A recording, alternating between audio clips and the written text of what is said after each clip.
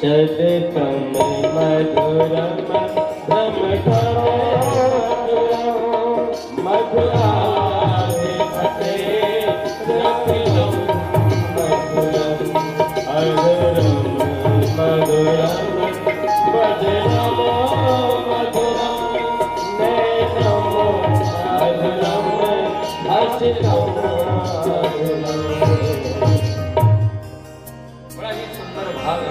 पढ़ा कीजिए, सुना कीजिए। मधुराष्टम के माध्यम से 8 श्लोकों के वर्णन किया गया। और आज ठाकुर जी जब आए तो देखा कि घर के बाहर रथ खड़ा है। रथ से परिचित हो गया कि कोई घर में अतिथि आया। कौन आया है? अतिथि। अतिथि किसको कहते हैं? मेहमान को। और अतिथि को और क्या बोलते हैं? गेस्ट। आपके घर अतिथि आते हैं कि गेस्ट आते हैं?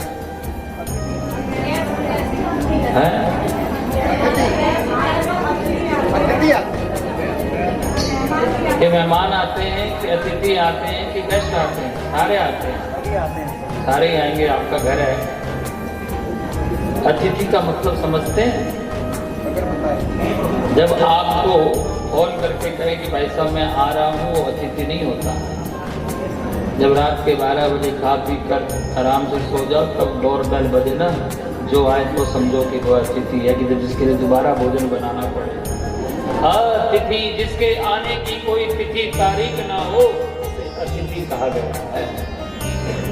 जिसके आने की कोई तिथि तारीख ना हो, उसका नाम अतिथि है। और देखा कि कोई अतिथि आए हैं, सामने जाकर देखते हैं कि श्री अक्रूर जी महाराज, चाचा जी लगते थे। तुरंत चरणों में प्रणाम करने की चेष्टा करी, लेकिन तुरंत अक्रूर जी ने उठाया और गले से लगाया। मन में सोचा कि भले ही मैं इनका चाचा लगता हूँ, भले ही ये मेरे पुत्र लगते हैं, लेकिन संबंध बहुत गहरा है, ये तो साक्षात नारायण है। चर्चा होने लगी और चर्चा होने के बाद बात करते करते अक्रूर जी ने कहा कि कैसे आना? वो बोले मैं महाराज कंस का संदेशा लेकर आया हूं और कृष्ण बलराम को लेने के लिए मथुरा से आया हूं। तो तुरंत माँ यशोदा रसोई के काम करते हुए आई, बोली मैं कृष्ण बलराम को नहीं भेजूंगी। कृष्ण बलराम तो मेरी आंखों के तारे हैं, मैं कैसे भेजूं? मैं नहीं भेज सकती। माँ यशोदा ने कहा कि महाराज क्षमा करना, अक्रूर जी आप आए हैं, स्वागत है, लेकिन आपको खाली हाथ ही जाना पड़ेगा।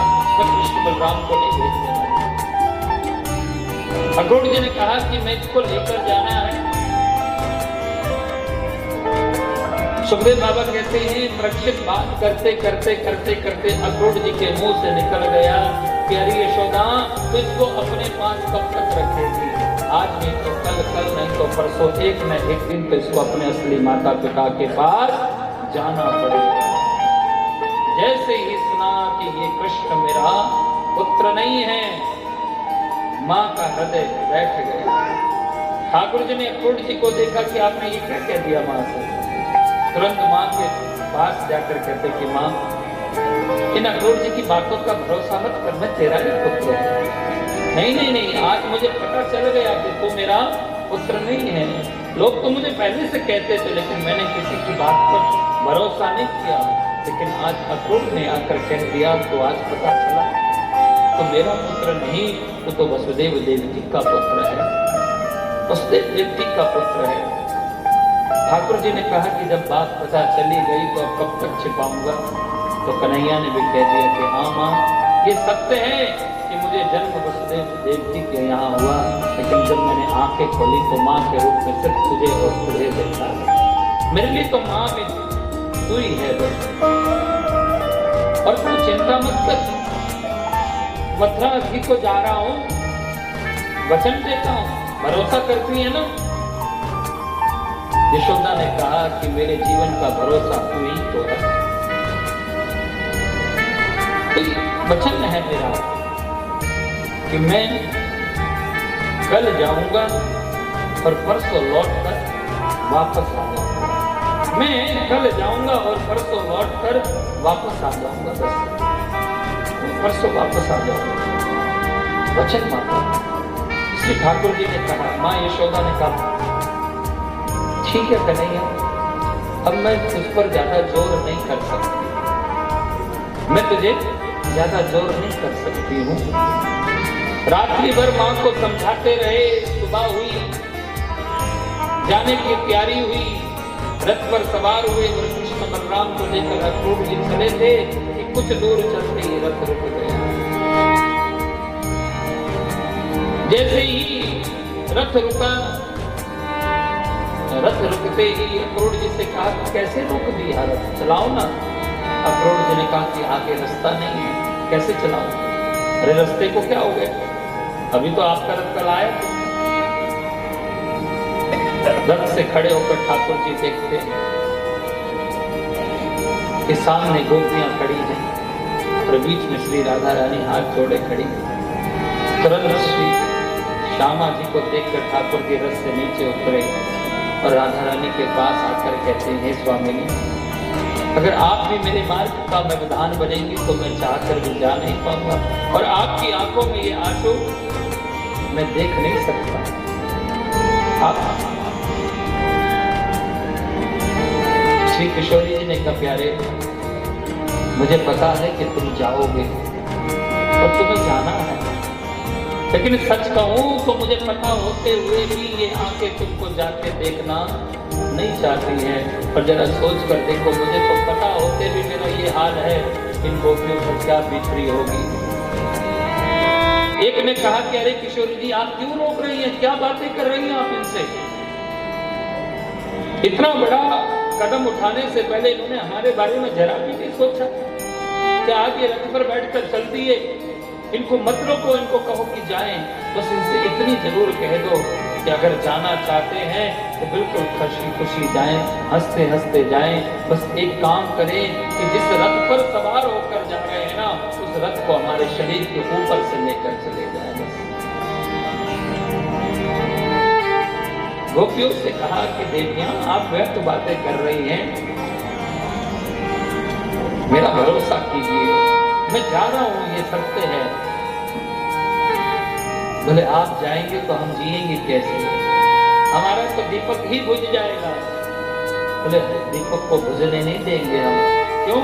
क्योंकि आप मुझ पर भरोसा करके। बोले हाँ, तो मेरा विश्वास करो कि मैं परसों वापस आ जाऊंगा। क्या कहा? परसों वापस आ जाऊंगा, मानो गोपियों के बुझते हुए दीपक में भरोसे का तेल भर दिया। भरोसे का तेल डालते दीपक वापस टिमटिमाने लग गया। और गोपियों ने वापस प्रश्न नहीं किया कि पक्का कह रहे हो ना, सच कह रहे हो ना, पक्का आओगे ना, ये प्रश्न नहीं हुए वापस। जैसे ही कहा कि भरोसा करो मैं परसों आ जाऊंगा, और कहते ही गोपियों ने रास्ता छोड़ दिया। रथ पर बैठकर ठाकुर जी गए, तब तक देखती रही जब तक रथ की ध्वजा दूर दिखती रही। तो ठाकुर जी पहुंचे इधर मथुरा में खुशी का आनंद था कि आज कृष्ण का दर्शन मथुरा वासियों को होगा। कंस ने मारने के लिए बुलाया है, बड़े सारे तौर तरीके आजमा रखे थे। भगवान श्री कृष्ण गए, सबसे पहले तो उस धनुष को तोड़ा, क्योंकि कंस को ये धनुष ही बचा सकता था।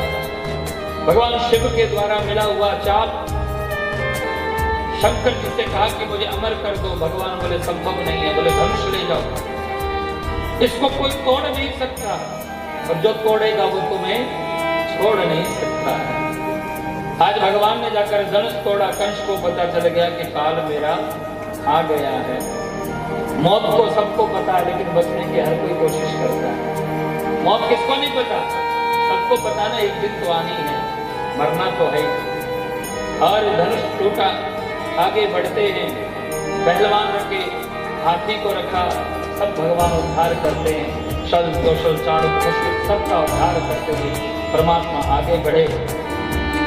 राजसभा में प्रवेश करते हैं तो हजारों लोग बैठे हुए सभा में, 4 सीढ़ी ऊपर महाराज कंस बैठे, कृष्ण बलराम प्रवेश करते हैं। सबने कृष्ण बलराम को देखा, आने वाले कृष्ण बलराम, लेकिन देखने वाले नजरिया आंखें बहुत थी और सबको अपने अपने भाव से रूप में दिखाई देते हैं।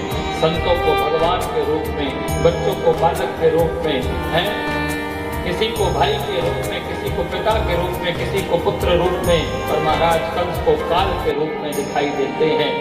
और कंस अपने आप को बचाने लगा, युद्ध हुआ और युद्ध होते होते अंततः भगवान श्री कृष्ण ने उस दुष्ट कंस को युद्ध करने के बाद 50 सीढ़ी ऊपर से जैसे ही नीचे फेंका और नीचे गिरते ही महाराज कंस का गोविंदाय नमो नमः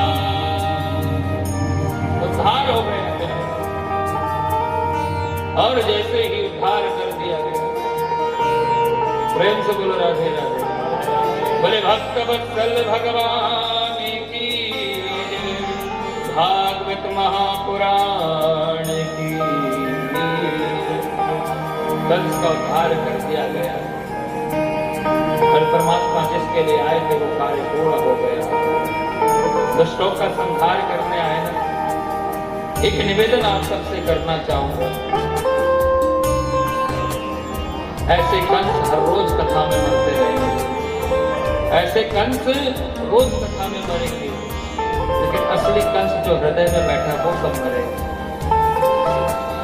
ऐसे तो कंस रोज मरते रहेंगे,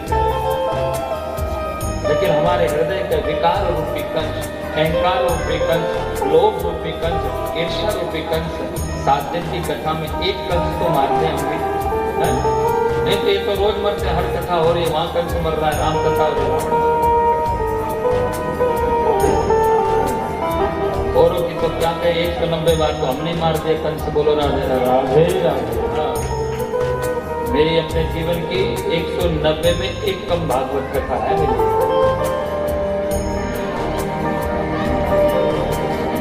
इतने कंस तो हमने भी मार दिए हैं, लेकिन असली कंस कब मरेगा, जब इस 7 दिन की कथा सुनने सुनाने का आनंद ही जब है कि जब हम कथा के माध्यम से कोई एक विकार रूपी कंस का त्याग कर दे, तो आपका सुनना और हमारा सुनाना सफल होगा। कंस का उद्धार कर दिया गया, वसुदेव देव जी को कारागार से बंधन मुक्त किया गया।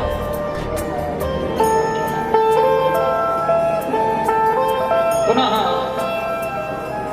नंद बाबा भी आए थे, नंद बाबा ने कहा लाला वापस चलो, बोले ना अभी थोड़ा काम शेष है, आप जाइए मैं आता हूँ।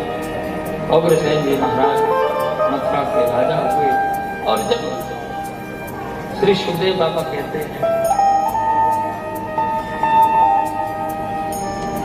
ठाकुर जी महाराज जो हैं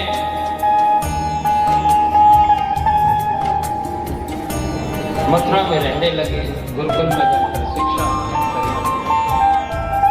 विद्या पढ़ने के लिए श्री कन्हैया जी गए गुरुकुल में। कौन से गुरुकुल गए, कहाँ गुरुकुल था ठाकुर जी का, मालूम है किसी को पता ठाकुर जी कहाँ गए थे? नहीं मालूम।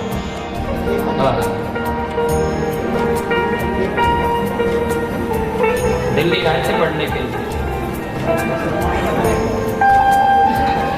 इसी में शिक्षा अध्ययन करने के लिए ठाकुर जी महाकाल उज्जैन अवंतिका नगरी में गए। सांदीपनी जी के यहाँ जाकर शिक्षा दीक्षा करी और लौट कर आए। दिन महीने बीते, महीने वर्षों में बीत गए, लेकिन ठाकुर जी जो हैं लौट कर वृंदावन नहीं गए। जब गुरुकुल से पढ़कर आए तो माँ देवकी के मन में आया कि पुत्र को कभी अपने हाथ से व्यंजन बनाकर नहीं खिलाया, क्यों ना अपने हाथ से बनाकर खिलाऊं। और पता था कि कन्हैया को माखन प्रिय है, इसलिए माखन सजाया, थाली पे रख कर लेकर गई। लेकिन जैसे ही माखन को देखा, कन्हैया ने थाली के भोजन को देखा, भोजन में रखे माखन को देखते ही श्री कन्हैया को वृंदावन की याद आ गई, और वृंदावन की याद आते ही आंखों से अश्रु बहने लगे। आंखों से बहने वाले अश्रु को देखकर महादेव की भोजन की थाली छोड़कर दौड़कर आई वसुदेव के पास कि पुत्र रोता है, पुत्र रोता है, थोड़ा समझाओ। वसुदेव ने कहा कि मैं कैसे समझाऊं, हमें उसके अच्छे बुरे सही पसंद नापसंद का मालूम नहीं है, हमें मालूम नहीं है, इसलिए ये काम तो कोई मित्र कर सकता है। तो मित्र जाकर हमसे पूछ ले भाई क्या बात है, क्या दुख है। अब हमको क्योंकि बचपन हमारे साथ रहा नहीं है और उसको पसंद नापसंद हमें मालूम नहीं, क्या पता वो संकोच बस ना कहता पाता हो, हम पूछे ना बताए। अगर मित्र जाकर पूछेगा तो जरूर बताए, मित्र जाकर पूछेगा तो जरूर बताए। तो यहाँ तो मित्र एक ही है उसका, उद्धव से जाकर के वसुदेव गए और उद्धव से कहा भाई अपने मित्र से पूछो, रोता है, वह रोता है, क्या कारण है। उद्धव गए और उद्धव ने जाकर पूछा, लाला मैंने सुना कि आप रो रहे हैं। हाँ उद्धव, क्यों। बस एक ही बात मुझे बहुत सताती है, क्या, कि मैं कितना निष्ठुर हूं। लोग मुझे दयालु कहते हैं लेकिन मेरे अंदर दया नहीं है। क्यों, क्योंकि जिन गोपियों ने ग्वालों ने मुझ पर भरोसा करके कहा और मैं उसको विश्वास दिलाकर आई कि मैं परसों आ जाऊंगा, लेकिन आज परसों के वर्ष बीत गए, मैं मिलने नहीं जा पाया। जिसका विश्वास, जिसका तन, जिसका मन, जिसका धन और माँ यशोदा के नैनों का ज्योति सब छीन कर आ गए कि उद्धव मोहे बिसरत नाई, कि उद्धव मोहे ब्रज बिसरत नाई, कि हंस सुखा को सुंदर कर और कुंजन की छाई, कि उद्धव मोहे ब्रज बिसरत नाई। बार बार याद आती है, बार बार। उद्धव एक निवेदन, एक काम कर दो, बोले कहो ना, मेरा भाग्य होगा मैं आपकी सेवा कर पाऊंगा। बोले एक काम छोटा सा, बोले क्या, कि एक बार संदेशा देकर आ जाओ। बोले किसको। बोले उन गोपियों को, ग्वाल वालों को, माँ यशोदा। बोले क्या, कि उनको समझा देना कि मुझे याद करके ना हो। उद्धव बोला महाराज आपकी बात सर आंखों पर, लेकिन आप भेज कहाँ रहे, ये तो देखो। अरे ग्वाल बाल गोपियों के पास। बोले आप, मैं यदुवंशियों का मंत्री, बृहस्पति का सर्वगुण श्रेष्ठ, जब जाकर वेद की बातें कहूंगा, ऋचाएं पढ़ूंगा तो क्या समझेंगे वो। महाराज ये काम, अरे भाई उद्धव तुम्हें जाकर वहां वेद पढ़ने की जरूरत नहीं है, तुम तो बस इतना कह देना भाई वो ठीक ठाक है, हम ठीक ठाक, उनका हालचाल ले आना, अपना दे आना, बस। और क्या करना है तुम्हें, ज्यादा वहां कुछ नहीं करना। मेरे मित्र तुम ही हो, तुमसे ही कह सकता हूं। उद्धव ने कहा प्यारे, जाने की इच्छा तो नहीं है, लेकिन आपकी बात को टाल नहीं सकता, इसलिए चला जाता हूं, मैं चला जाता हूं। लेकिन आपको कह देता हूं कि मैं ज्यादा देर रुकूंगा नहीं, जाऊंगा, संदेशा दूंगा, संदेशा लेकर आ जाऊंगा। बोले 2 घंटे से ज्यादा नहीं रुकना। भगवान ने कहा फिर 2 घंटे में क्या करेगा, जाकर संदेशा दे देना और आ जाना। ठीक है, बस उद्धव एक काम करना कि जब तुम जाओ मेरे वस्त्र को पहन कर जाना, क्योंकि वहां सिवाय कृष्ण को कोई पूछने वाला नहीं, इसलिए मेरे रथ पर और मेरे वस्त्र पहन कर जाना। ठीक है, वो शाला और उद्धव चला है।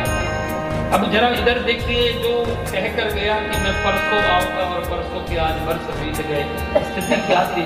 ग्वाल बाल जो है ना, रोज मथुरा वाले मार्ग पर जाकर बैठते थे और देखते थे कि आज कन्हैया आएगा, आज कन्हैया आता होगा, कि आज कन्हैया आएगा।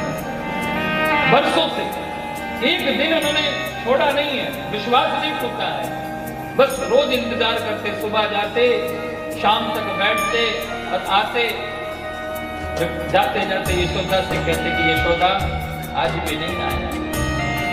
रात को नींद नहीं आती कि कब जल्दी सुबह हो, कब दोबारा जाकर बैठे।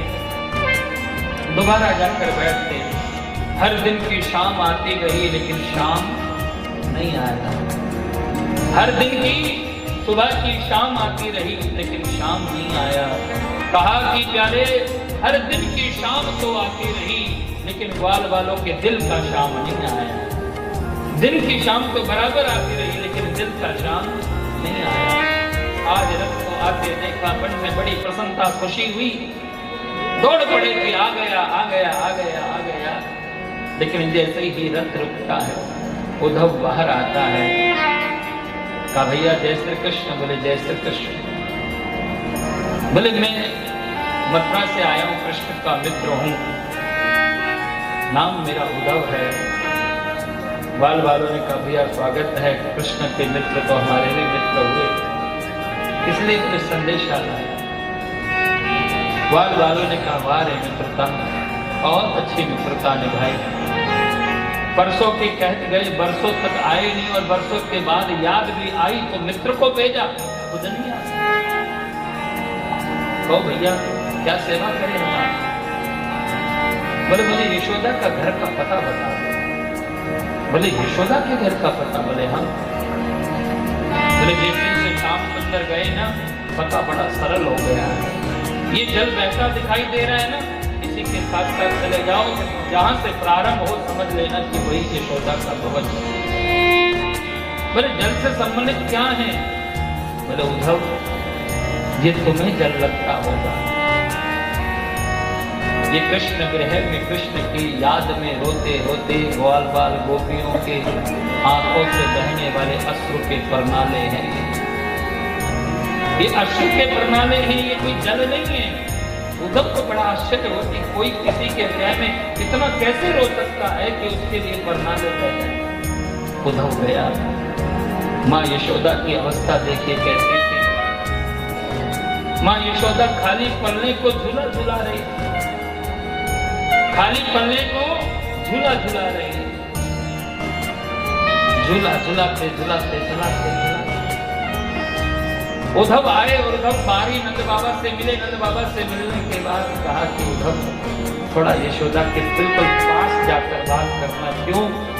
क्योंकि कृष्ण गृह में रोते रोते एक तो आंखों से दिखना कम हो गया और कानों से सुनाई नहीं देता है। थोड़ा पास नजदीक जाकर बात करना। उद्धव गया। उद्धव ने जाकर कहा कि माँ प्रणाम करता हूँ, मैं उद्धव मथुरा से आया हूँ। माँ ने तुरंत हाथ रखते हुए कहा कि भैया जो कोई भी हो ना जरा धीरे बोलो। क्यों? क्योंकि मैंने अभी अभी कन्हैया को पल्ले में सुनाया। उद्धव कहता है पल्ले में सुनाया? मैं तो वहां मथुरा छोड़कर आया हूँ और क्या वो कन्हैया पलने लायक रह गया? उद्धव ने कहा कि माँ एक बार अपने कन्हैया का दर्शन करा देगी? बोले हाँ करा दूंगी भैया, मना नहीं है। क्योंकि माँ ने जब से मना नहीं किया किसी को दर्शन कराने, जब शंकर जी आए थे ना तब कन्हैया बहुत रोए थे कि दर्शन करने आए और नहीं कराए तो बहुत रोया। तब से किसी को मना नहीं करती। बोले आओ दर्शन कराती हूँ। माँ का हाथ पकड़ा उद्धव ने और माँ हाथ पकड़ कर लेकर जाती है। कहाँ? उस खाली पल्ले को जो झूला दे रही थी। जैसे ही कन्हैया को उठाने के लिए पल्ले में हाथ डालती है, माँ धड़ाम से नीचे गिर जाती है। उद्धव संभालता है और कहती है, होश आता है कि उद्धव मैं कितनी पागल हूँ, मुझे बार बार ये क्यों लगता है कि अभी आएगा। कहेगा माँ मुझे भूख लगी है, ना माखन दे। मुझे बार बार एहसास होता है कि कन्हैया मेरा पल्ले में सो रहा है। लेकिन उद्धव ये तो सच है कि वो मुझे छोड़कर चला गया। तुम तो मथुरा से आए हो। उद्धव एक छोटी सी बात, क्या वो मुझे कभी याद करता है? जब ये प्रश्न पूछा तो उद्धव अपने आंखों के अश्रु नहीं रोक पाया। उद्धव रोते रोते कहने लगा कि माँ उस दिन तुझे याद नहीं करता, वो तो तुझे याद कर कर के रोता है, याद कर कर के रोता है। माँ ने कहा कि अरे वो मुझे याद कर सकता है, मेरे लिए रो सकता है, क्या इस बूढ़ी माँ से मिलने नहीं आ सकता? क्या इस बूढ़ी माँ से मिलने के नहीं आ सकता? मैं जानती हूँ मुझसे अलग क्यों हुआ है, मैंने उसे बहुत कष्ट दिए। अरे 4 मुट्ठी माखन के लिए मैंने उसे उखल से बांध दिया था। मैंने बहुत कष्ट दिया। आज उसकी वेदना मुझे मिल रही है कि मेरा पुत्र, मेरा सर्वस्व, मेरा सब कुछ चला गया। रात्रि भर चर्चा होती रही, मां समझाती रही, उद्धव बताता रहा, लीलाएं बीती हुई चर्चा करते रहे। प्रातः काल हुई, उद्धव ने कहा मुझे राधा रानी से मिलना है, सखियों से मिलना है। नंद बाबा ने कहा यहाँ से आगे जाना, एक बगीचा है, वहीं वृक्ष के नीचे सब सखियां मिल जाएंगी। उद्धव जाता है। उद्धव जब गया और उद्धव ने जब जाकर देखा गोपियों की युद्ध बैठा हुआ था, और उद्धव ने सोचा कि पहले इनकी बातें सुनूं कि ये करते क्या है। एक वृक्ष के पीछे जाकर चुपचाप कान लगाकर खड़ा हो गया। गोपियां बात क्या कर रही थी? गोपियां कह रही थी, एक गोपी कहती है कि हे स्वामिनी कल रात शाम सुंदर सपने में आए। दूसरी कहती कि हाँ कुछ दिन पहले मेरे भी सपने में आए। कोई अपना सपना बता रही थी, कोई अपना सपना बता रही थी, कोई कहता कि मेरे घर माखन चुरा रहे थे। जो जो सपने में देखा वो अपनी अपनी बातें बता रही थी। एक गोपी खड़ी होती है और कहती है किशोरी एक बात पूछने की मन में कई दिनों से। बोले बोलो।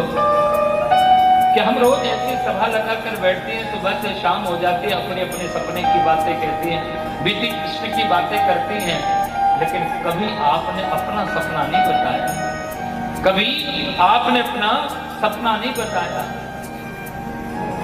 श्री राधा रानी बोल रही हैं, उद्धव सुन रहा है। श्री राधा रानी ने कहा कि धन्य हैं वो गोपियां जिनके सपने में श्याम सुंदर आते हैं।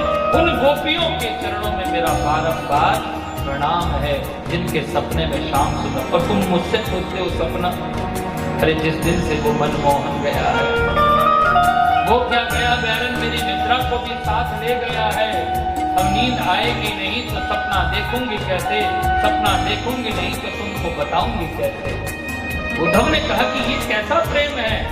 एक ग्वाल बाल सुबह से शाम रास्ते पर इंतजार करते हैं, एक बूढ़ी माँ खाली पल्ले को झूला देकर इंतजार करती है, कोई सपना देख देख कर इंतजार करता है और कोई जाग जाग कर इंतजार करता है। गिन गिन तारे मैं तो हार गई रात को, नींद नहीं आएगी तो क्या करेगा। गिन गिन तारे मैं तो हार गई रात को, शाम ना आए मुलाकात को, आए सखी शाम ना आए मुलाकात को। जब से शाम है मथुरा को धाए, खूब जाके संग नैना लगाए, कि बागा था आएंगे बरसात को, सखी शाम ना आए मुलाकात को, आए सखी शाम ना आए मुलाकात। अभी उद्धव निकल कर आता है, जब से शाम है मथुरा को कोई संदेश का कुछ नहीं। तभी उद्धव आ गया, कहा कि किशोरी जी के चरणों को प्रणाम करने के लिए उद्धव गए, लेकिन किशोरी जी ने चरण पीछे कर लिए, चरण पीछे कर लिए। कहा कि अरे क्यों रोती हो, तुम पागल हो गई हो क्या? अरे वो ईश्वर है, ब्रह्म है। अच्छा हाँ हाँ, ये मन ब्रह्म में लगाओ, कहीं बैठो वहीं ध्यान करो, वहीं मिल जाएगा। उसके लिए क्या रोना, वेद ज्ञानी है तो उसका कहीं भी ध्यान लगाओ, मन ब्रह्म में लगा दो। बोले आओ जी, आओ ज्ञानी जी, आप कहते हैं कि मन ब्रह्म में लगाएं। बोले हाँ बिल्कुल सत्य बात है, मन ब्रह्म में लगाना चाहिए, लेकिन ब्रह्म में मन लगाने के लिए मन होना भी तो चाहिए ना। वो तुम्हारा मन कहाँ है? कि उद्धव मन न भये 10-20, किसी के पास 10-20 मन तो होते हैं। कि उद्धव मन न भये 10-20, एक हतो सो गयो श्याम सन, कौन आराधे कि उद्धव मन न भये 10-20। एक था तो वो तो श्याम सुंदर ले गया, अब तुम्हारे ब्रह्म के लिए दूसरा मन कहां से लाए? उद्धव तुम क्या समझते हो? बहुत सी बातें उद्धव ने कही, क्योंकि उद्धव जानता था कि अनपढ़ है, लेकिन गोपियों ने अपना परिचय दिया कि हम अनपढ़ हैं कि क्या हैं। हाँ, ये सत्य है कि कॉलेज नहीं गई, विद्यालय नहीं देखे, लेकिन ये आज की पढ़ी लिखी नहीं है कि उद्धव तुम क्या हमें समझाने आए हो कि इसके लिए पागल हो रही हैं। अरे हम अकेली थोड़ी पागल हुई हैं। अरे जिसने इससे प्रेम किया उसने दुखी तो पाया है। पुराण इतिहास बताती है, पुराण इतिहास में कहती है कि क्या बिगाड़ा था, जिसने प्रेम किया उसने दुखी पाया। बामन बनकर आए और 56 बनकर माफ कर ले गए, बलि का सर्वस्व लुटाई तो गया। आते बाप पूरे 56 बन के आते, पहले क्यों बन के आए बाबा? भाई इतनी शक्ति थी तो पूरे रूप में आ जाते। क्या बिगाड़ा था बाली ने जिसको छुप कर बाण मार दिया? बेचारी शूर्पणखा के नाक कान काट के विवाह करने आए थे, प्रेम करने आए। हरिश्चंद्र ने तो अपने आप को बेच दिया। हरिश्चंद्र ने सर्वस्व प्रेम के खातिर को किया, ईश्वर की भक्ति में तो अपने आप को लुटा दिया, मरगट्टे रखवाला बनना पड़ा। क्या बिगाड़ा था राजा शिवी ने, जिसने अपने अंग अंग काट कर राजू में रख दिए? क्या बिगाड़ा था मोरक ध्वज ने, जिसने अपना सर्वस्व अपने बेटे के गले में आरा चला दिया? और जिसने प्रेम किया उसे पागल ही तो कहा गया है। मीरा को पागल कहा गया, प्रहलाद को पागल कहा गया।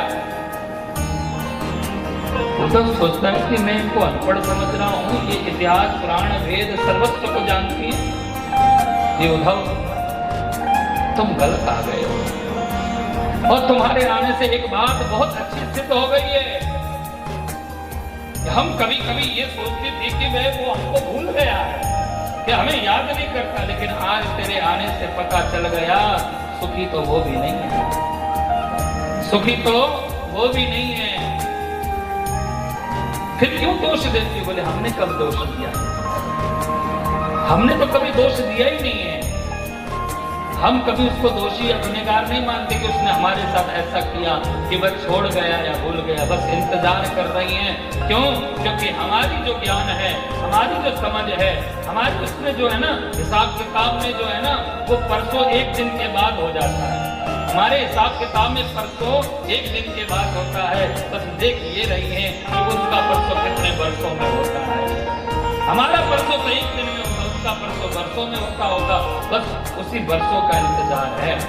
हम दोष नहीं करते। और दोषी प्रेम हो क्या? प्रेम जिसमें प्रेम में दोष दर्पण करें। अरे तो किसी का दोष होगा, बोले होगा किसी का, लेकिन हम अपने उस पर दोष नहीं करते।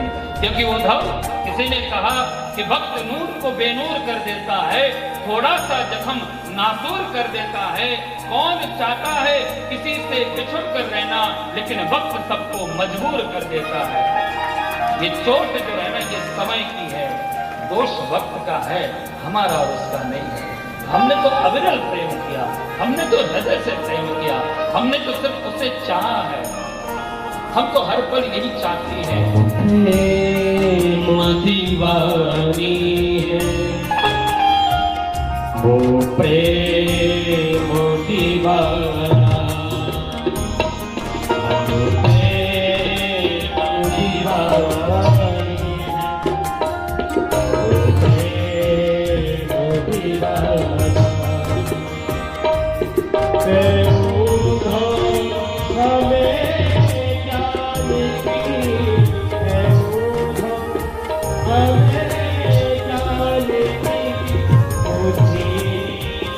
सुनाना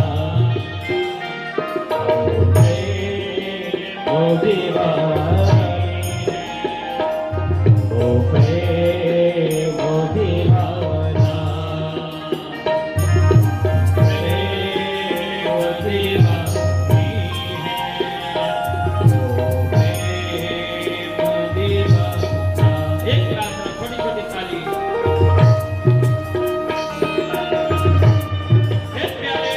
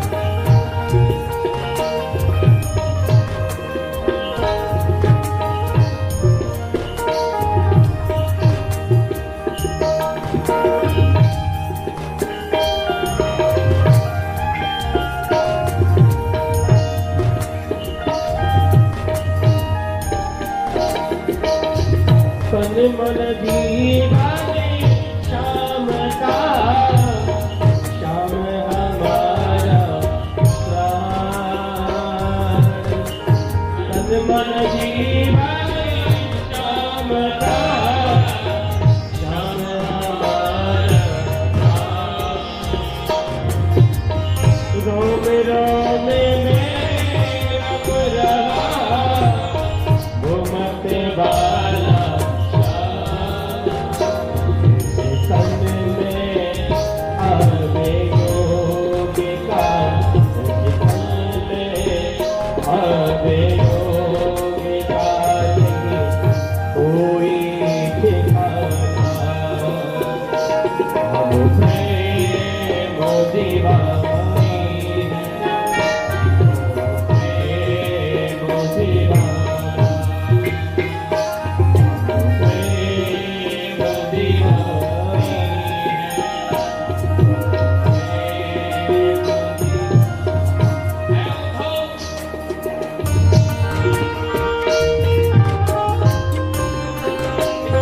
किसी का दोष है, ये तो प्रेम की बात है। उद्धव बंदगी तेरे बस की नहीं है।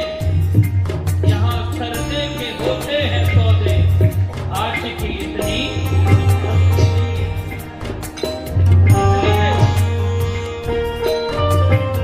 प्रेम की बात में कहा गया ये उद्धव, हर दाग दाग नहीं होता और हर दोस्त वफादार नहीं होता। कि आप तुम्हें हमें समझाने आए हो कि हर दाग दाग नहीं होता और हर दोस्त वफादार नहीं होता। ये तो दिल मिलने की बात है, वरना सात फेरों में भी प्यार नहीं होगा। ये हमारा हृदय से मिला है। हमने सोचा है कि कोई ऐसे ही किसी का दीवाना नहीं होता उद्धव, कोई ऐसे ही किसी का दीवाना नहीं होता उद्धव, क्योंकि कुछ तो कसूर निगाहों का होता है, कुछ तो दोष निगाहों का होता है। इसलिए प्रेम से प्रेम डोरे में बंध रहा जीवन का सहयोग। प्रेम डोरे में बंध रहा जीवन का सहयोग। चरण की पूजा करे यही हमारा योग। चरण की पूजा करे यही हमारा योग। कानों में रहे गूंजता, कानों में रहे गूंजता मुरली का तराना। हम प्रेम दीवानी वो प्रेम दीवाना, प्रेम दीवानी है, प्रेम दीवाना। हमें जानती है होती न सुनावना। मोदी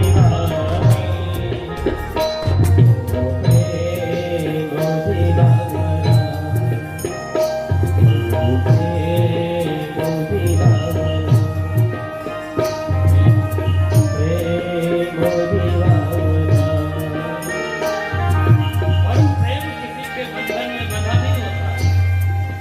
प्रेम लेकिन यहाँ व्यापार किससे किया जा रहा है? प्रेम का हृदय। यहाँ सरदे के होते हैं सौदे के, आशिकी इतनी सस्ती नहीं है जो बाजार से और जाती ये तो प्रेम की बातें हैं उद्धव, ये तो प्रेम की बातें हैं उद्धव। बंदगी तेरे बस की नहीं है, तो प्रेम की बातें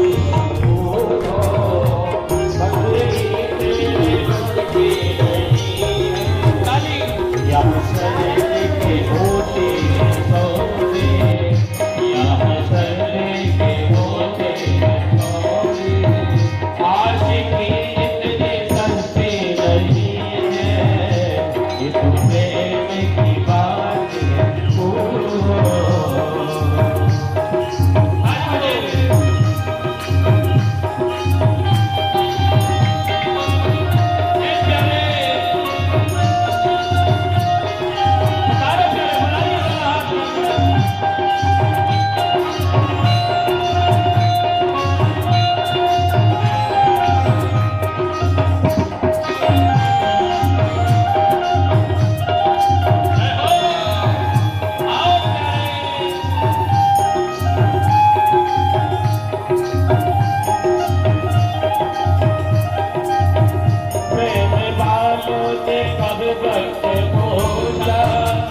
उनकी पूजा में सुन ले पूजा, प्रेम वालों ने पूजा, उनकी पूजा में सुन ले प्रेम वालों ने, हो प्रेम वालों ने, प्रेम वालों ने कब वक्त पूजा, उनकी पूजा में सुन ले पूजा। यहाँ दम दम होती है पूजा, यहाँ दम दम होती है पूजा। सर झुकाने की फुर्सत नहीं है, ये तो प्रेम की बात है। हो आशिकी के दिल बस की नहीं है, ये तो प्रेम की बात है।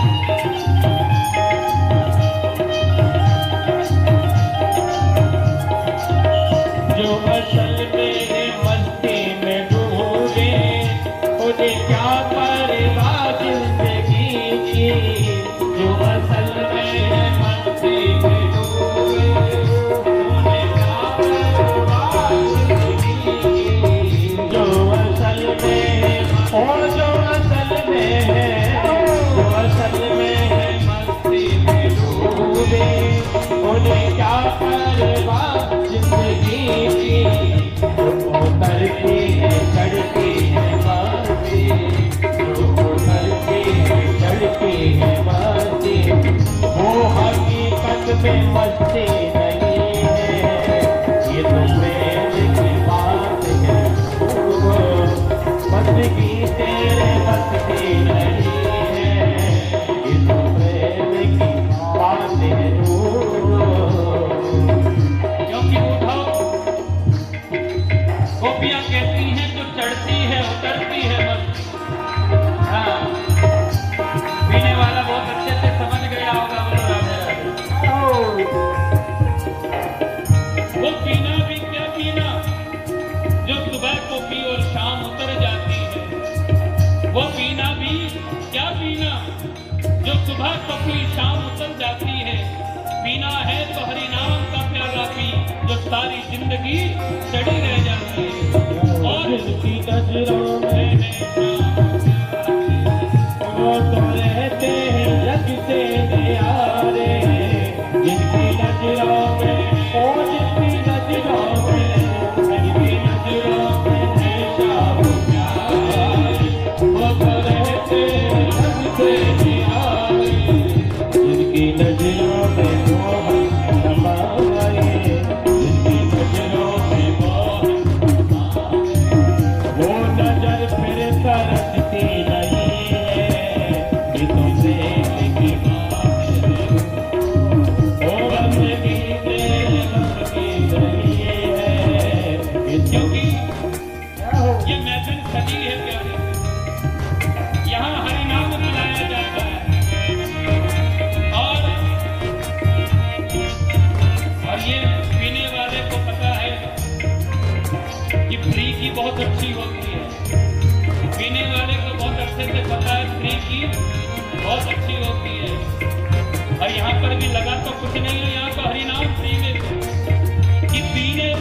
को पता है कि कैसे पिलाई जाती है, पीने वाले को पता है कि कैसे पिलाई जाती है। ढक्कन खोलने से पहले बोतल हिलाई जाती है और फिर भरी महफिल में आवाज लगाई जाती है कि आ जाओ दम के मारो, यहाँ मुफ्त पिलाई जाती है। यहाँ सरे के होते हैं सौदे, यहाँ सरसे के होते हैं सौदे, आज की इतनी सस्ती नहीं है,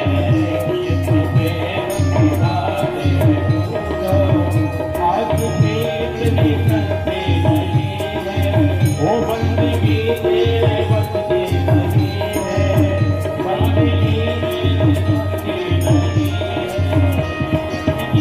तेरे बस की नहीं है, वो बंदगी तेरे बस की नहीं है।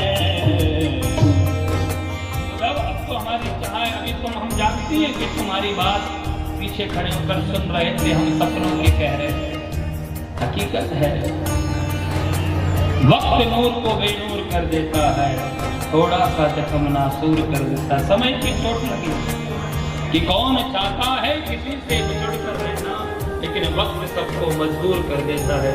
वक्त और हालात ने हमें मजबूर कर दिया कि हम अलग हो गए, लेकिन चाह तो यही है, चाह तो यही है कि ऐ मोहन को मुरली बजा वरना बजाना छोड़ दे, कि ऐ मोहन को मुरली बजा वरना बजाना छोड़ दे, कि आना है तो सामने आ, तू ख्वाबों में आना छोड़ दे, कि आना है तो सामने आ, तू ख्वाबों में आना छोड़ दे। कब तक तेरी तस्वीर से मन लगाना, कब तक दिल बहलाएं, कब तक कि शबनम से क्या फूल खिले जब तक बरसात ना हो, और तेरी तस्वीर से क्या दिल भरे जब तक मुलाकात ना हो। जब तक आएगा नहीं प्रेम पाएंगे नहीं। और गोपियों ने वो धोया प्यारे कि ऊधो से सूधो भयो सुन गोपियन के बोल, कि ऊधो से सूधो भयो सुन गोपियन के बोल, ज्ञान बजाए डुमडुमी और प्रेम बढ़ाए,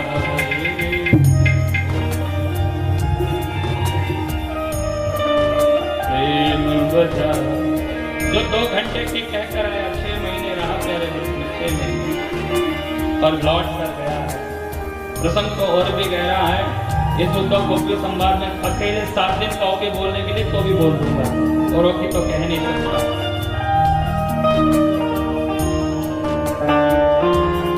उद्धव गया ठाकुर जी के पास और कहा कि चलो वो तुम्हें याद करते रोते हैं।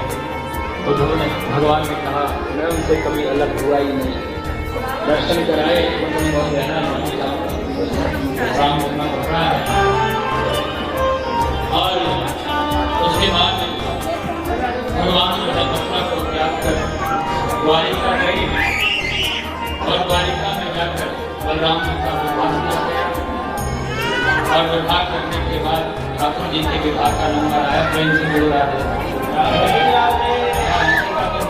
शादी का ले आया आपको शादी प्रेम से बोलो राधे राधे। ठाकुर जी की शादी में कौन कौन चलेगा ऐसा भी आएगा, लेकिन शादी करने के लिए कोई लड़की वाला तो आए। कोई लड़की वाला आता नहीं, अगर कोई आता भी है तो पीछे की इंक्वायरी कर लेता है, ऐसा पता करते हैं ना आने से पहले। कोई आता इंक्वायरी में पता चलता बात तो रंग तो अच्छा है लेकिन चोर था, तो घर के बाहर से लौट जाता है।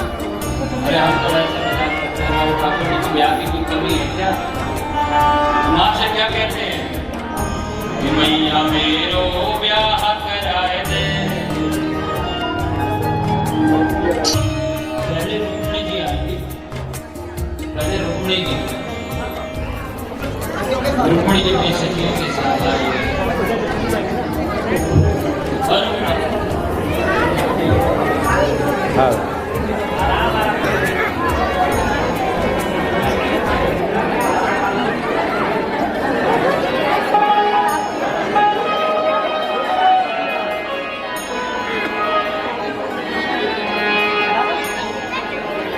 रुक्मिणी महारानी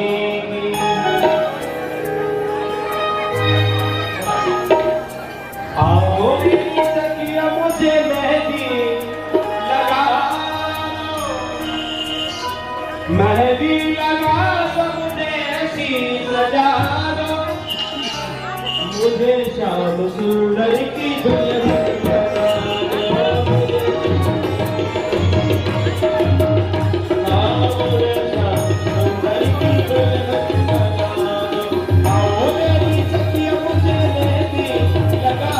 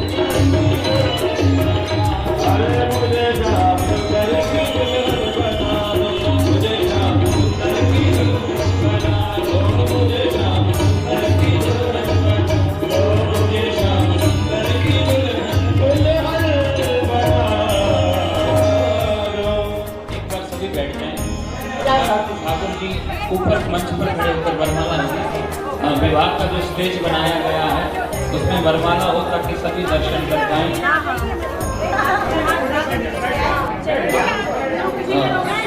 अभी शांति से बैठना है मीडिया वाले बैठकर दोनों तो एक ही कमरे में तैयार हो गए।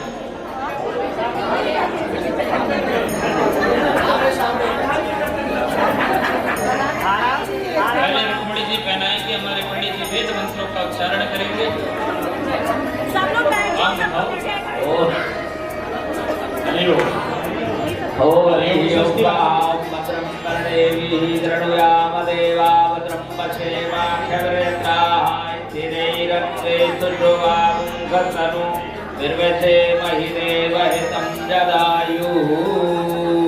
पहले रुक्मिणी जी माला पहनाएंगी।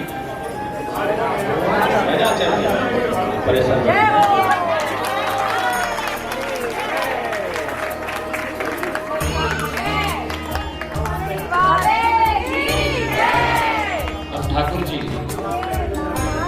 बोले रुक्मिणी रमण भगवान की। आप सबको रुक्मिणी रमण भगवान की बधाई हो, जोर से बधाई हो। अब बैठा तो ये आसन बदल के बिठवाओ, वरमाला हुई महाराज आसन वो बात है, शादी नहीं हुई तो क्या बारात से बहुत की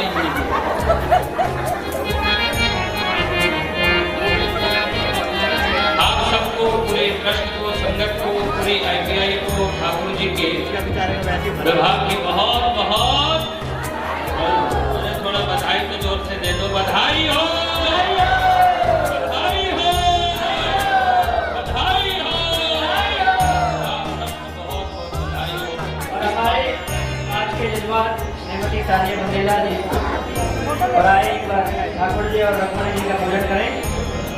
गणपति ताली अपने मन भावनों के संग पूजन करने वाले कन्यादान करने वाले कन्यादान करते हाँ एक साथ खड़े ना हुआ करें निवेदन है। सर्वप्रथम जो आज के यजमान है विद्यालय परिवार वो कन्यादान करेंगे, उसके बाद हम आप सभी धीरे धीरे आकर के कन्यादान करेंगे। अपने मन भावनों के संग प्रेरणे लागे हरे हरे प्रेरणे लागे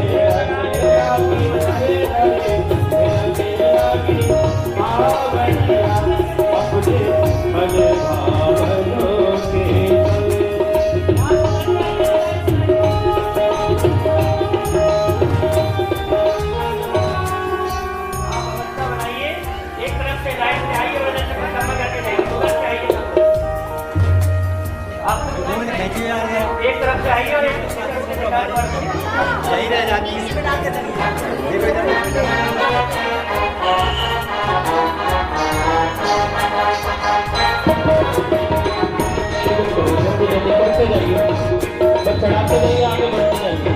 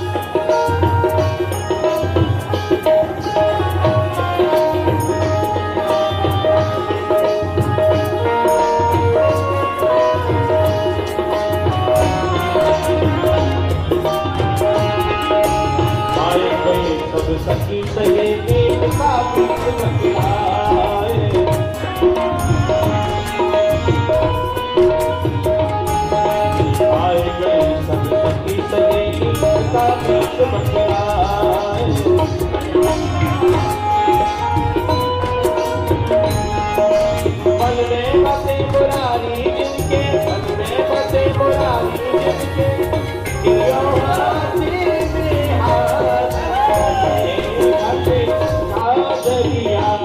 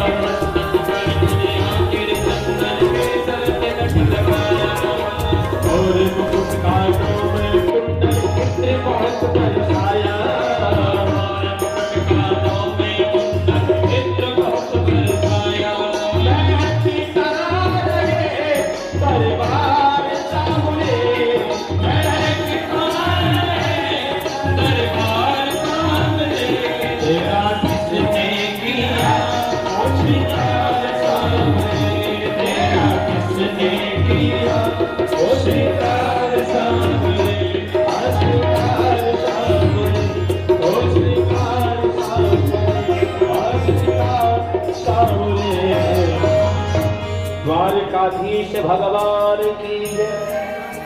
बाराती जिन्होंने कन्यादान कर लिया है, जिनको हमारी शाम की शादी में नाचना है, वो तैयार हो जाए। जिन्होंने कन्यादान नहीं किया वो कन्यादान कर दे, और कन्यादान करने के बाद आप सभी मेरे गोविंद की शादी बड़े भाव से नाचें।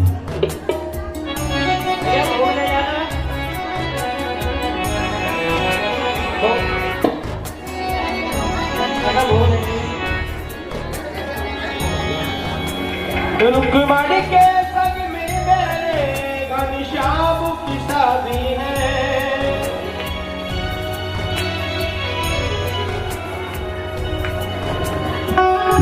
रुक्मणी के संग में मेरे घनश्याम की शादी है। आज मेरी शाम की शादी है।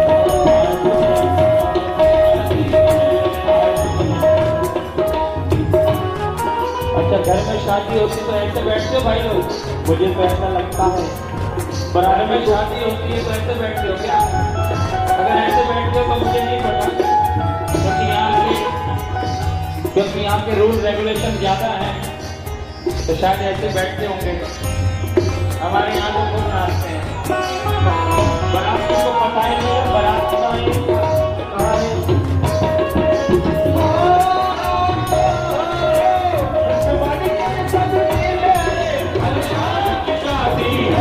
आज मेरे शाम की शादी है, आज मेरे शाम की शादी है। ओ शाम की शादी है, मेरे घर शाम की शादी है। आज मेरे शाम की शादी है, आज मेरे शाम की शादी है। ओ शाम की शादी है, मेरे घर शाम की शादी है। ओ शाम की शादी है, मेरे घर शाम की शादी है। आज मेरे शाम की शादी है, आज मेरे शाम की शादी है।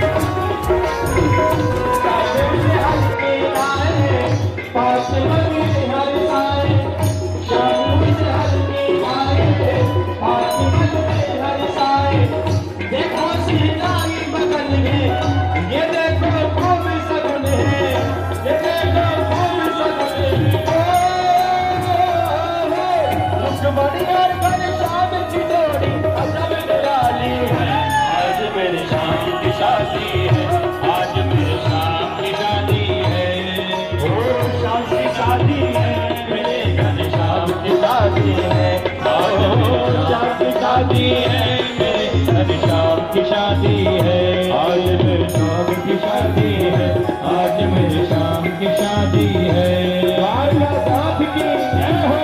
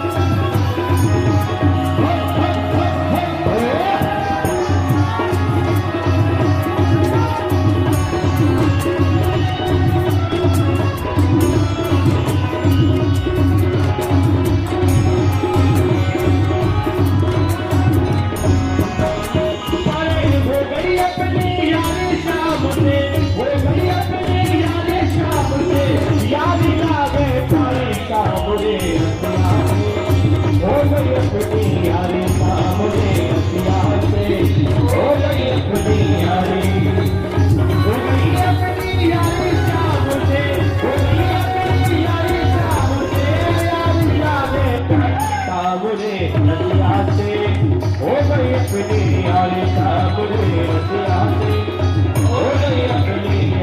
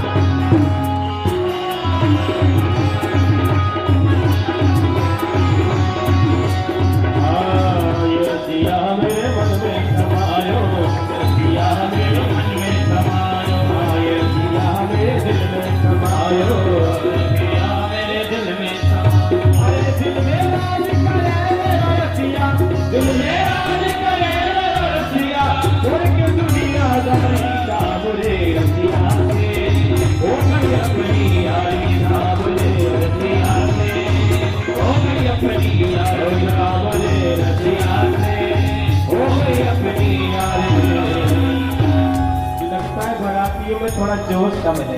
हे भगवान द्वारकाधीश के आरती कर दे, सौभाग्य मिला, नाचने आरती कर दे, आरती के भजन, भजन वाले हाथ उठाओ। अच्छा सारे ओ तू मेरा यार है,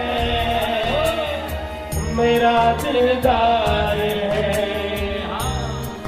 काली कमली वाला मेरा यार। ब्रज के ये अब हैदराबाद में लाए काली कमली वाला मेरा यार है, मेरे मन का मोहन तू दिलदार है।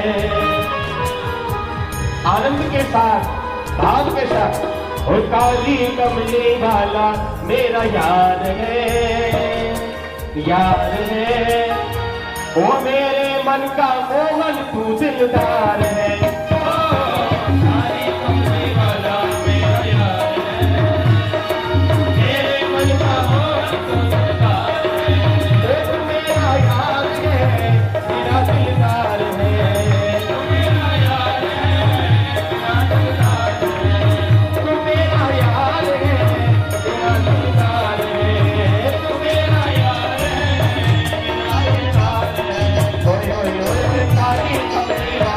Yeah.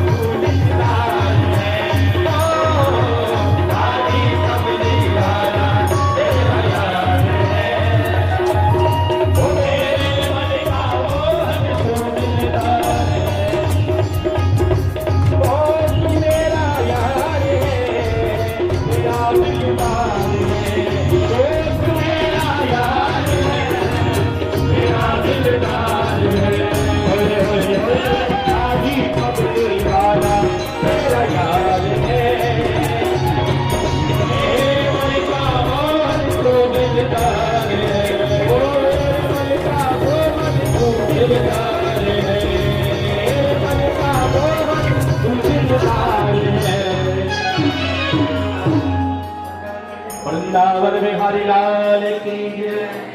आज के आनंद की जय। कल के बारे में आप आरती से पहले ध्यान से सुने। कल कथा हमारे प्रधान जी से निवेदन है, वो भी आरती में आ गया। तेरा गुणगान बाके बिहारी हरे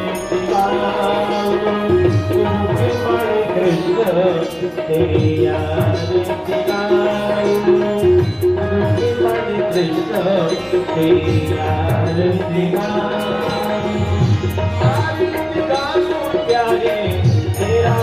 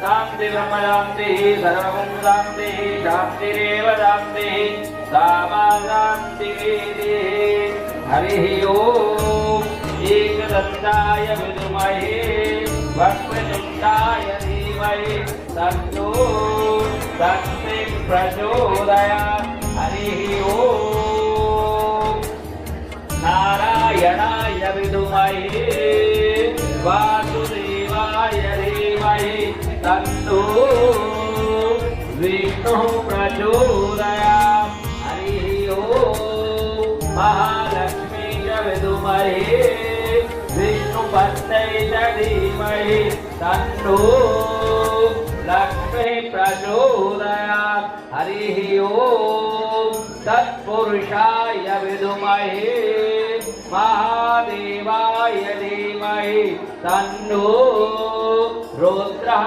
प्रचोदयात् श्रीवन्दिकावकुलचम्पकपाटलाब्जै पुण्यागजातकरवीररसालपुष्पै बिल्वप्रवालतुलसीदलिमञ्जुरीभिः त्वं पूजयामि जगदीश्वर मे प्रसीद नानासुगन्धपुष्पाणि यथा कालोद्भवानि च पुष्पाञ्जलिर्मया दत्ता ग्रहाणा परमेश्वरः भगवते पुराणपुरुषोत्तमाय नमः मन्त्रपुष्पाञ्जलिं समर्पयामि पूर्वे श्रीमद्भागवत महापुराण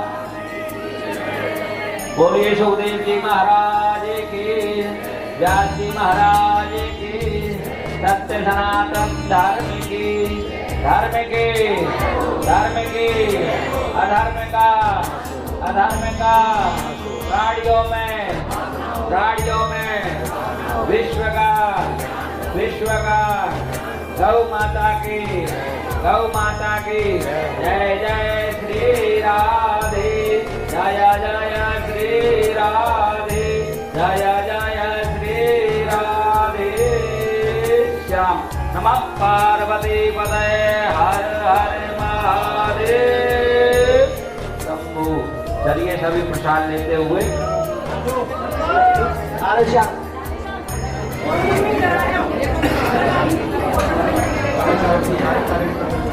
ये हमारे दशहरे के एक पात्र भी हैं लक्ष्मण जी।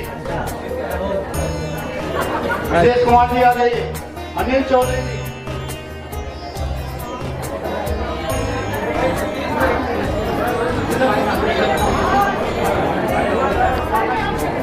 यादव पति हैं जी ये कन्हैया जी को बहुत बड़े दानवीर हैं ये चौधरी साहब हमारे। राम सिंह जी, श्री अनिल कुमार जी, अनिल कुमार भी वन वाले।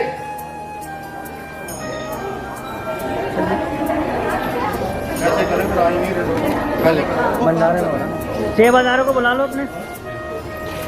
हाँ जी सेवादारों को बुला लो। गोविंद जी,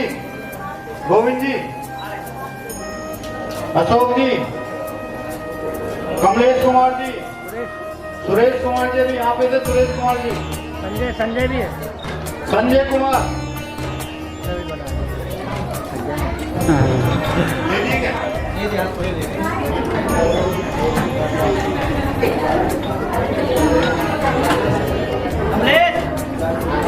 संजय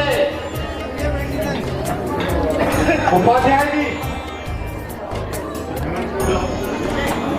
योगेश कुमार जी,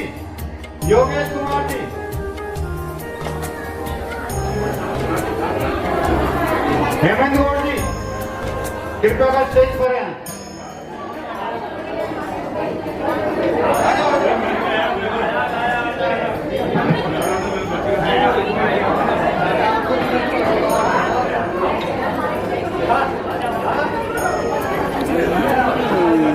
राजेश पवार जी,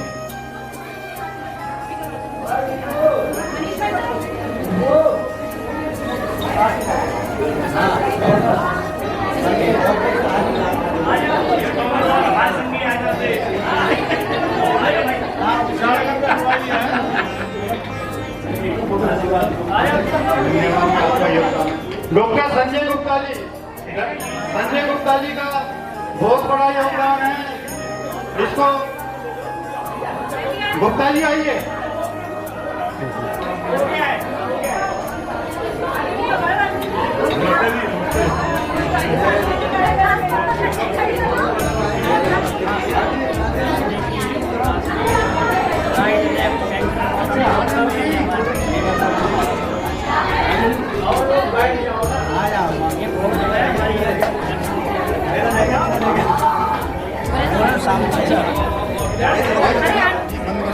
अरे दादा खोलना भाई।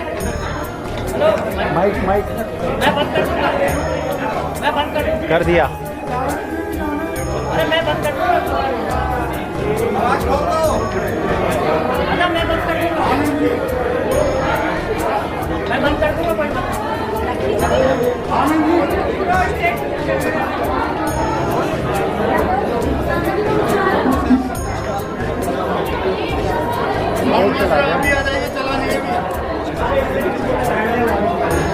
हेलो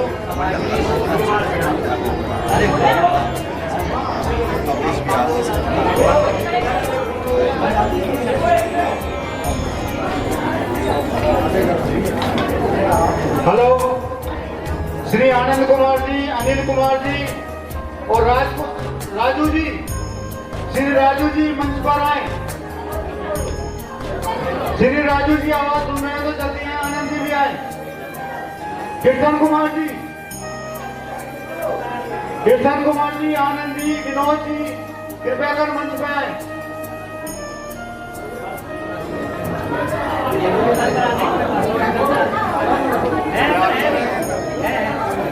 बुलाओ। अरे आ जाओ यार, एक मिनट के लिए जल्दी आओ। अरे आनंद जी आओ ना यार।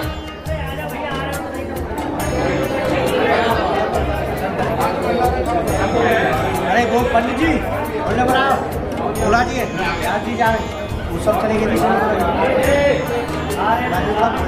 बुला दे बुला दी।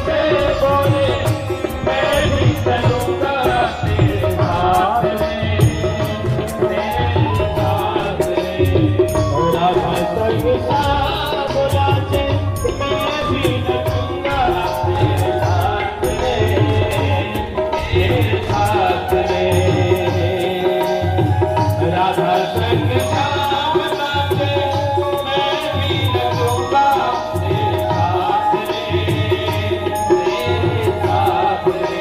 राज रचेंगे ब्रज में भारी, राज रचेंगे ब्रज में भारी, हमें दिखाना प्यारी राम आ गए, राम आ गए।